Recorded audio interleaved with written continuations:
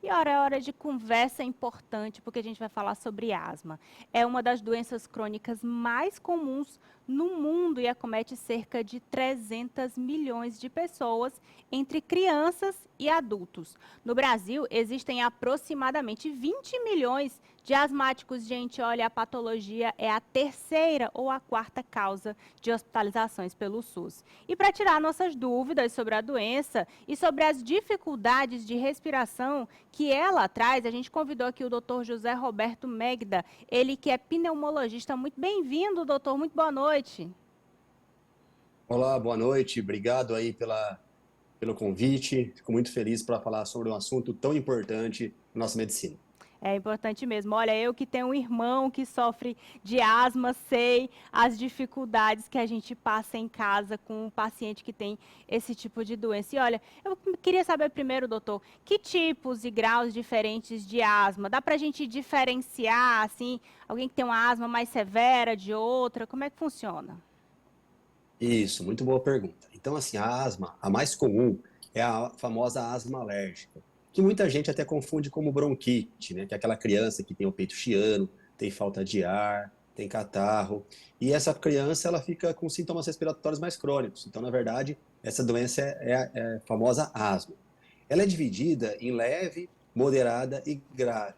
Muito se deve, inclusive, à quantidade de remédio que o paciente necessita usar para o controle da sua doença, né? Lembrando que a maioria dos casos de asma são casos de asmas mais leves, que o paciente tem sintomas respiratórios de vez em quando, que o paciente geralmente não é internado, não tem que ir no pronto-socorro. Agora, nós temos cerca de 5 a 10% dos casos onde a asma tem uma tendência a ser um pouco mais grave. E aí a doença começa a dar muito problema, alteração na função pulmonar. Essa criança, esse adulto, esse adolescente tem limitações, inclusive, para trabalhar. E, inclusive, infelizmente, ainda tem muita gente que morre de asma porque não faz o tratamento corretamente. É, de fato, é muito complicado e a gente sabe que existem fatores que podem piorar o quadro da pessoa que tem asma. Inclusive, no nosso estado, aqui no Piauí, a gente sofre nesse período com o ar mais seco, né? Isso pode ajudar a piorar também. E que outros fatores podem piorar a asma, doutor? É, isso mesmo. Então, foi muito bem falado em relação ao ar seco, né? Quando eu estou respirando num ar seco com uma umidade baixa, as minhas vias respiratórias, elas automaticamente elas podem ficar mais inflamadas, mais irritadas. E, consequentemente, com isso, favorece a entrada de alérgenos, de vírus, ocasionando umas crises dessas doenças respiratórias, as famosas ites, rinite, sinusite, bronquite e asma. Outras coisas que podem desencadear também são alterações climáticas muito abruptas. Então, aquele clima que fica um pouquinho mais frio, ou aquele clima que fica do nada muito quente. Se eu tenho alteração na minha emoção, então tudo que sai meio do normal pode fazer da crise de asma. Então levo um susto, tenho uma notícia triste na minha família. Mulheres, quando alteram essa questão da puberdade, né, começa a menstruação, também pode fazer desencadear os quadros de asma. Poluição ambiental, queimadas também pode desencadear crise de asma, poeira, ácaro. Tem muita gente que tem crise de asma quando vai dormir. Por quê? Porque tem muito ácaro, que é um bichinho muito pequenininho que fica no travesseiro, fica na roupa de cama. Então, cada paciente asmático, ele sabe geralmente o que desencadeia a sua crise. E ao encontrar o fator desencadeante, ele sempre tem que evitar para que o seu pulmão seja mais tratado corretamente, tenha menos inflamação e tenha menos sintomas. Ar-condicionado também pode ser um problema. Esse entrar e sair, a gente está do lado de fora com temperaturas 40 graus e entra no ambiente climatizado que está aí a 20 graus, 19 graus por conta do ar-condicionado. Isso gera um problema e também, você falou aí da sujeira, então tem que limpar, né, o ar-condicionado. Então o ar-condicionado tem dois grandes problemas, né? O primeiro, em relação a essa temperatura, que para ele deixar a temperatura ambiente mais baixa, ele resseca o ar. Então o ar fica mais seco e, consequentemente, tem esse aumento do risco de inflamação e entra mais vírus e alérgenos e bactérias. E também tem que limpar, né? Então o ar-condicionado ele tem um filtro. O correto, né, dependendo da marca aí, do ar-condicionado, mas a média fazer uma limpeza, uma higienização do seu ar a cada 6 meses, 12 meses, né? E aí, com certeza, você que está assistindo aí em casa, que tem ar-condicionado em casa, vai falar, nossa, eu não lembro quando foi a última vez que eu fiz essa limpeza. Então, a limpeza do ar-condicionado é fundamental. Tem muita gente que fala, eu ligo o ar-condicionado à noite no meu quarto, entro em contato com o ácaro que está no meu travesseiro e desencadeia muitas crises de doenças alérgicas. Muito se dá por conta desse ar-condicionado que não foi limpado. É uma conjunção de fatores perigosos para quem é asmático, né? E olha, como eu falei no começo, meu irmão tem crise de asma ainda, mesmo na vida adulta. E assim, minha mãe nunca deixou ter animal de estimação, porque existe essa crença, né? Esse senso comum de que quem tem asma não pode ter um pet, um cachorrinho, um gatinho. Existe isso mesmo, doutor? Então, alguns quadros de asma, que são asmas alérgicas, têm realmente essa relação de contato com pelo de gato, pelo de cachorro, piora a asma.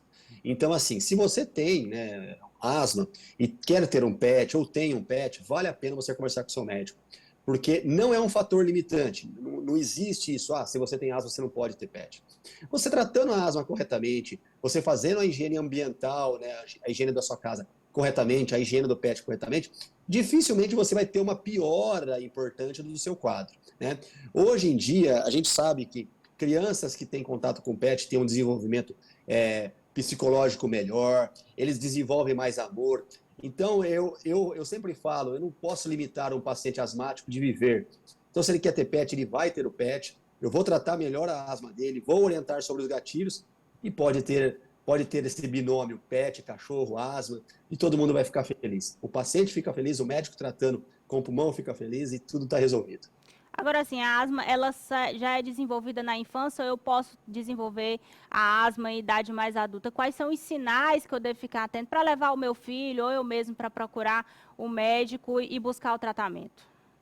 Isso. O mais comum realmente é a asma que começa lá na infância, 2 anos, 3 anos. Aquela criança que às vezes entra em contato com uma alteração de poeira, com um mofo e começa a chiar o peito. Aquela criancinha que às vezes tem rinite. Aquela criança que os pais são asmáticos, o irmão é asmático, aumenta a chance. Aquela dermatite atópica, que é aquela famosa alergiazinha, alergia de pele que dá nas dobras. Tudo isso aumenta a chance de ser asmático.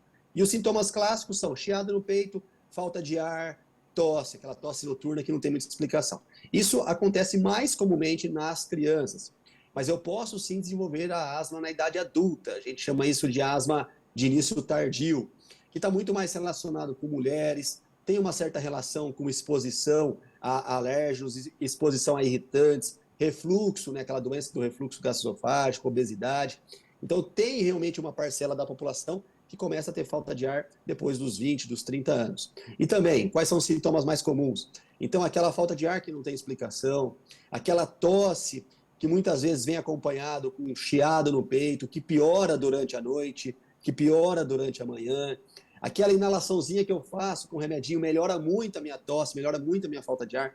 Tudo isso vai fazer o médico pensar que esse paciente pode desenvolver asma, mas de início tardio. E a partir daí, quando o médico identifica, como é que funciona o tratamento? Medicação, exercício, o que que inclui o tratamento para asma? Ótimo. Então, assim, a asma parte do pressuposto que não tem cura. A asma é uma doença crônica. Uma vez asmático, sempre asmático. Mas tem pacientes que controlam, inclusive, sem tratamento. Mas a orientação atual é tratar todos os pacientes asmáticos com uma medicação inalatória, né? Então, existem aquelas famosas bombinhas, os dispositivos inalatórios, que têm medicações anti-inflamatórias, que são corticoides, que têm broncodilatadores, asmas mais graves, eu posso usar inclusive medicações biológicas, medicações que podem ser usadas de uma forma subcutânea, como se fosse insulina, que inclusive são medicações que são contempladas pelo Sistema Único de Saúde.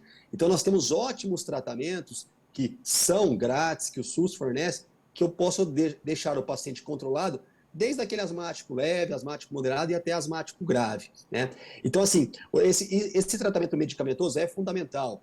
Outras coisas que o paciente asmático deve fazer, atividade física. Então, aquela famosa lenda de que todo asmático deve fazer natação, pode, natação é ótimo, mas assim como qualquer atividade física, ele pode fazer bicicleta, esteira, academia, sempre a orientação é fazer supervisionado com uma orientação médica. Os asmáticos têm que tomar sempre a vacina da gripe.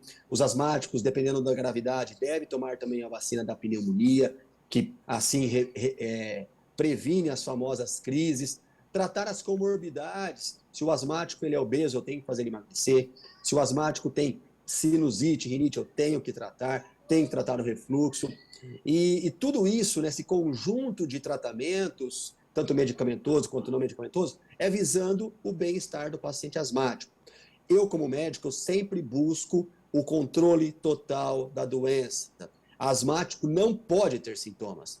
Eu, com os meus pacientes, quando o paciente fala que está tendo sintoma, está tendo limitação da via aérea, da sua vida, isso me incomoda. Então, eu tenho que tratar corretamente. Às vezes, eu aumento o remédio para dar uma qualidade de vida, porque a vida do asmático tem que ser normal. E é isso. Eu quero agradecer ao doutor José Roberto pela essa conversa aqui com os nossos telespectadores da Rede Meio Norte. Muito obrigado por conversar com a gente e esclarecer dúvidas importantes aí para quem tem asma, para quem pode ter aí algum sintoma, não sabe ainda e procurar ajuda médica, né, doutor? Eu que agradeço a oportunidade, né? Assim como eu falei, é uma das doenças mais comuns respiratórias e muita gente ainda tem dúvida, né? Então, eu agradeço mais uma vez a oportunidade e um abraço especial para todo mundo aí do Piauí, tá? E é isso. Muito obrigada ao doutor José Roberto, ele que é pneumologista. E agora